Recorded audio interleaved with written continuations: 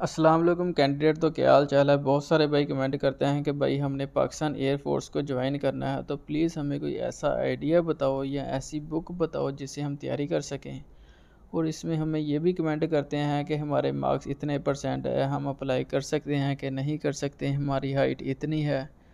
ये डिफरेंट किस्म के क्वेश्चन करते हैं। तो आज इस वीडियो में हम ये सब कुछ डिस्कस करेंगे और मैं आप लोगों को बताऊंगा कि कितनी हाइट होनी चाहिए, आपकी आई टेस्ट कितना होना चाहिए और कौन कौन से टेस्ट आएंगे, आपका वेट कितना होना चाहिए, गर्ल्स के लिए क्या प्रोसीजर है और बॉयज़ के लिए क्या प्रोसीजर है। और इसके साथ साथ मैं आप लोगों को ये भी बताऊंगा कि किस डिपार्टमेंट के लिए कितनी हाइट और कौन कौन सी एजुकेशन ज़रूरी है और किस किताब में आपके कितने परसेंट नंबर चलेंगे। ये सब कुछ हम इस वीडियो में डिस्कस करेंगे।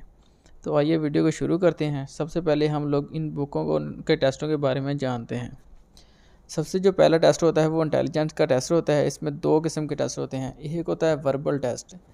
इसमें आप लोगों को कोई शक्लें वगैरह दी जाती हैं, कोई ऐसा कह लें कि कोई भी तीन शक्लें दी जाती हैं और कहते हैं कि चौथी आगे क्या आएगी। मतलब अगर सर्कल है तो इसके बाद स्कोर आ जाएगी, फिर मसलस आ जाएगी, इसके बाद क्या आएगा, इसके बाद दो एंगल वाली आ जाएगी। जैसा भी आपको मुनासिब लगेगा आपने उस पर क्लिक करना है। यह तकरीबन आप लोगों को इसके 40 MCQs होंगे। इसके बाद इसके साथ ही जो अगला टेस्ट होता है वो नॉन वर्बल का होता है। इसमें ज़्यादातर आपसे सीरीज़ के बारे में पूछा जाएगा। तो डिफरेंट किस्म की सीरीज़ आएगी। ये बहुत आसान क्वेश्चन होते हैं, ये हर बंदा ही पास कर लेता है। उसके बाद थोड़ा सा मुश्किल टेस्ट होता है इंग्लिश का। इसमें हम लोगों के पास तकरीबन 70 MCQs होते हैं और 60 मिनट होते हैं। तो इसको हमने सॉल्व करना होता है। इसमें वर्ब के बारे में ज़्यादा पूछा जाता है, पैसिव वॉइस एक्टिव वॉइस को उल्टा सीधा करके पूछा जाता है, तो या फिर कोई ट्रांसलेशन पूछ लेते हैं। ऐसे किस्म के क्वेश्चन आते हैं। ये भी ज़्यादा मुश्किल नहीं होता। अगर आप थोड़ा बहुत आप पढ़ते हैं या आपने अभी तक पढ़ाई नहीं छोड़ी तो इंशाल्लाह आप यकीनन इंग्लिश का टेस्ट भी पास कर लेंगे। तीसरे नंबर पर जो टेस्ट हमारे पास आता है वो मैथ का टेस्ट होता है। मैथ का टेस्ट बहुत ही आसान होता है। इसमें कोई लंबा चौड़ा काम नहीं होता। बस कोशिश करिएगा कि अपना वाइट बोर्ड मार्कर खुद से ले जाइएगा या उधर ही पड़े होते हैं तो आप उधर से अपने किसी भी क्वेश्चन को सॉल्व करके अपना टिक मार्क कर सकते हैं। तो कोशिश करिएगा कि जल्दी से जल्दी टिक मार्क करें और अपना टाइम बचा कर रखें। टाइम बहुत कलील होता है लेकिन ध्यान से क्वेश्चन को सॉल्व करना है। और मैथ के टेस्ट के बाद जो हमारा टेस्ट होता है वो फिज़िक्स का टेस्ट होता है। फिज़िक्स का टेस्ट काफ़ी मुश्किल होता है। इसमें आपको बहुत सारे ऐसे लाभ पूछे जाते हैं जो हमने पढ़े भी नहीं होते। तो इसकी आपने नेट से तैयारी करके जानी है, अच्छी खासी तैयारी करके जानी है। इजी नहीं लेना इस टेस्ट को, ये बहुत मुश्किल होता है। तो मैं यही बार बार कहूँगा कि इसकी तैयारी अच्छी से करके जाइएगा। तो आइए अब हम बढ़ते हैं कि हमारी हाइट कितनी होनी चाहिए और हमारा वेट कितना होना चाहिए। तो अगर आप लोग अप्लाई करते हैं एरो ट्रेड के अंदर, तो एरो ट्रेड के अंदर जो आपकी हाइट होनी चाहिए वो 167 सेंटीमीटर होनी चाहिए। और कम से कम ये आप ऐसे कह सकते हैं कि 5 फुट 6 इंच या इससे अबव होनी चाहिए। कोशिश करिएगा कि 7 इंच वाले अप्लाई करें।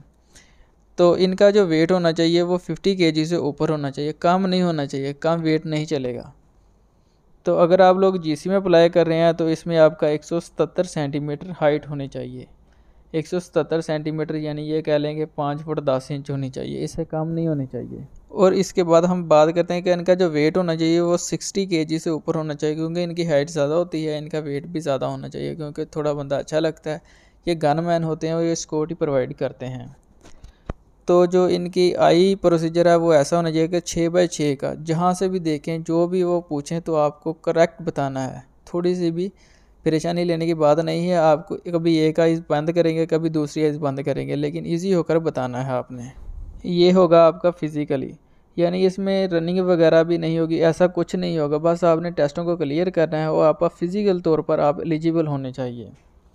उसके बाद हम मार्क्स पे आते हैं कि हमारा मार्क्स किस लेवल पर डिपेंड होना चाहिए। तो जो हमारे मार्क्स हैं वो इंग्लिश में हमारे 45% होने चाहिए, इससे कम नहीं होने चाहिए, 1% भी कम नहीं होने चाहिए। और जो दूसरे ऑल सब्जेक्ट आते हैं फिज़िक्स केमिस्ट्री मैथ, इनमें आपके 33% होने चाहिए, वो चलेगा, इसमें कुछ नहीं होगा।